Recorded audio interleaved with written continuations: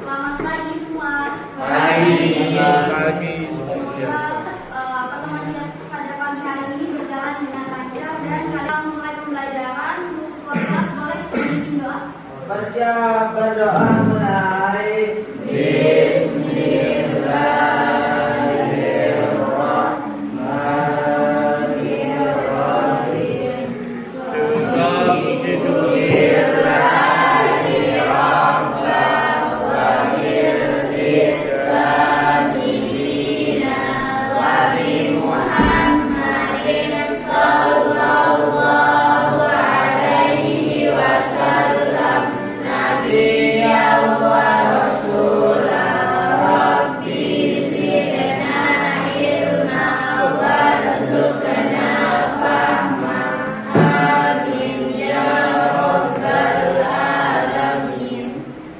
Oke, sekarang kita mau mengecek kehadiran Ahmad Pak Hijau Hari. Hadir. Bukan itu. Hadir. Fakir Habibur Rahman, Masuk. Hamzan Wadi, Khairul Hisa, Intan Nabila. Oke. Pada pembelajaran kali ini tuh kita akan memakai metode TPS yaitu Tinker and Share. Ada yang tahu metode tersebut? Enggak. Oke. TPS itu kan yang pertama T-nya itu think, yaitu berpikir. Kalian dituntut untuk bisa berpikir secara mandiri. Kemudian P-nya itu adalah berpasangan. Tapi di sini kita nggak pakai 2 orang nanti tapi 3-3. Jadi kita berkelompok. Kemudian yang S itu share, yaitu nanti kalian membagikan apa hasil temuan kalian itu di depan kelas. Jadi tujuan pembelajaran kita menggunakan metode TPS ini adalah yang pertama kalian harus mampu mendeskripsikan proses berpikir secara cermat. Yang kedua yaitu kalian harus mampu mengidentifikasi pengertian penelitian dengan tepat. Yang ketiga kalian harus mampu mengidentifikasi syarat dan ketentuan penelitian dengan baik. Kemudian yang keempat kalian harus mampu mengidentifikasi jenis-jenis penelitian dengan sistem. Kalian harus mampu menjelaskan pendekatan penelitian secara baik, dan kemudian yang terakhir kalian harus mampu menjelaskan sikap dan cara kalian sebagai peneliti dalam melakukan penelitian. Kemudian kita akan masuk ke materinya. Sebelumnya kalian biasanya kalau ada masalah sosial itu kalian pengen tahu nggak kenapa misalnya kalian banyak yang di sini tuh sering datang telat atau nggak masuk kelasnya itu nggak tepat waktu atau kurang disiplin gitu.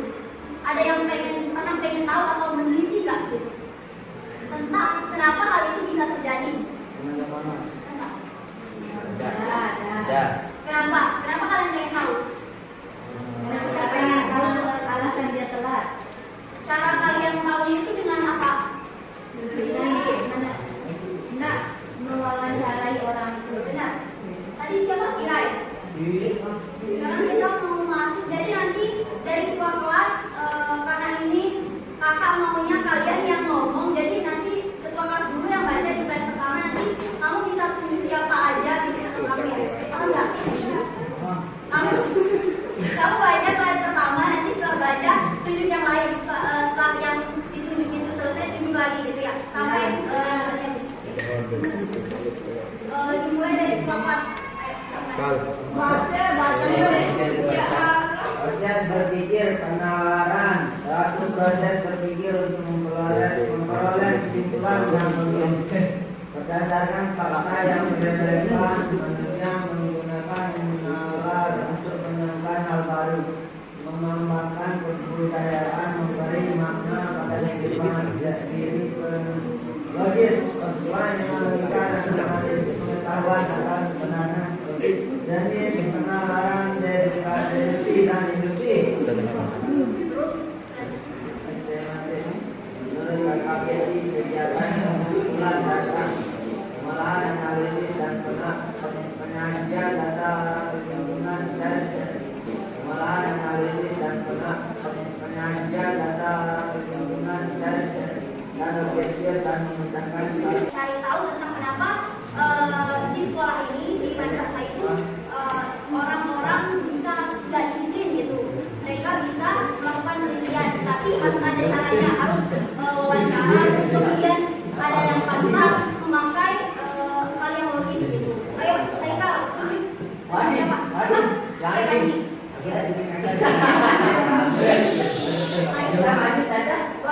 pengetahuan, membina dan mengembangkan ilmu pengetahuan.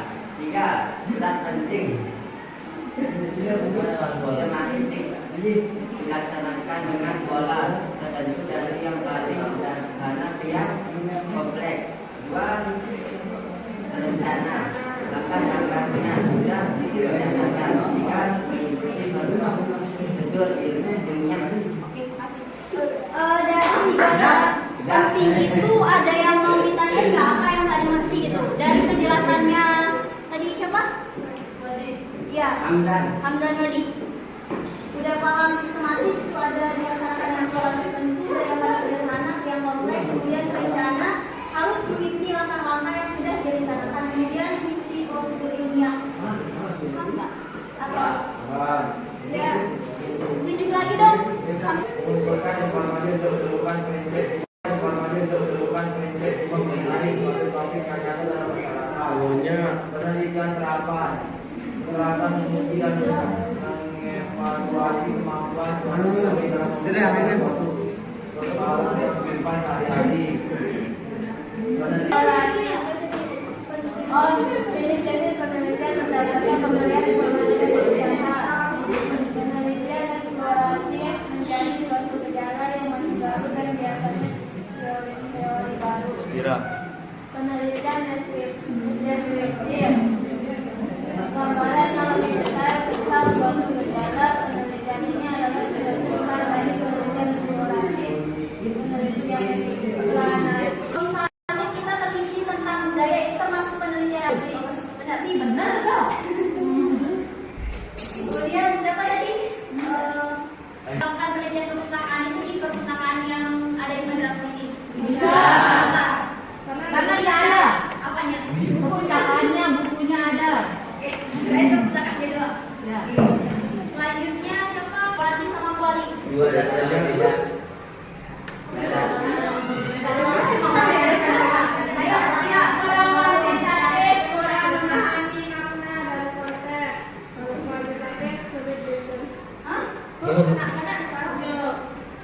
Ini apa? Kuantitatif itu hanya dapat berarti Siapa angkat tangan dulu? Kira. Ada 4 soal selesai, terus kemudian ada tugas kelompok. Satu kelompok itu 3 orang ya. Berapa?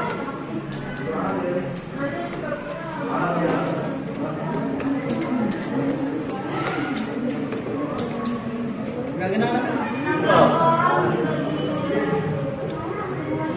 Nggak bisa lebih satu. Yang satunya itu berempat. Ada 2 orang kalau gitu. Ya. Sini medan saya sedih. 16 bagi 2 baru. Kau ini berdua terus. Nanti tugas kelompoknya, nanti kalian mandi. Oh iya Pak. Nanti tugas kelompoknya dulu yang dikerjain, ditulis di lembar kertas itu, dibuat tabel kalau bisa. Setelah itu nanti kita presentasiin, nanti ditunjuk sama nanti aku pilih. Berarti itu sama lagi. Ah, sama ini kan? Linear. Aku nggak mau. Oh iya Pak ya sini.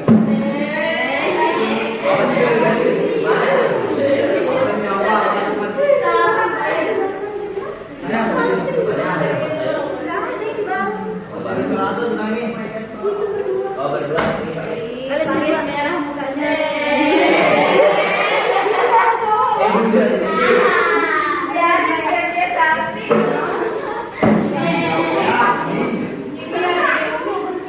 Ya udah, gimana sih? Yui, berdua tidak benar. Ada Mana? ini ya.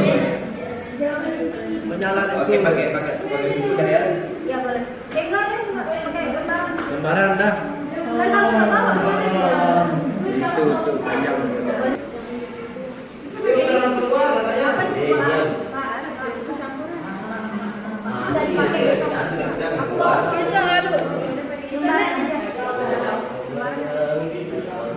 Cari dia. Iya. Individunya nanti kelompok dulu. Bawaannya tulisannya. Warahmatullahi wabarakatuh. Asik.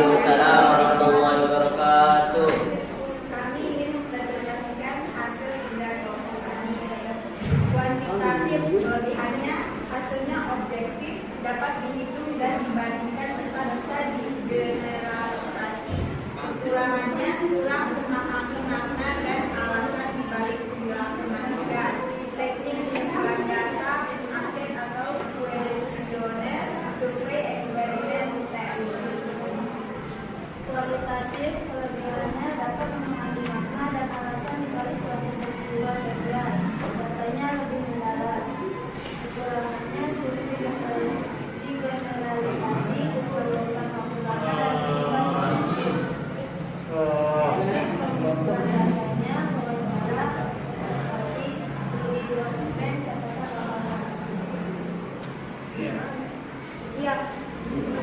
Kesimpulan, metode kuantitatif dan kualitatif sama-sama penting dalam penelitian sosial.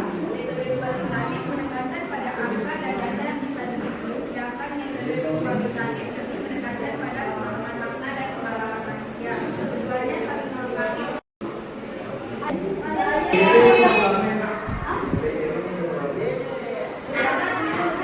Waktunya udah habis, jadi kita cukupkan pertemuan pada minggu ini.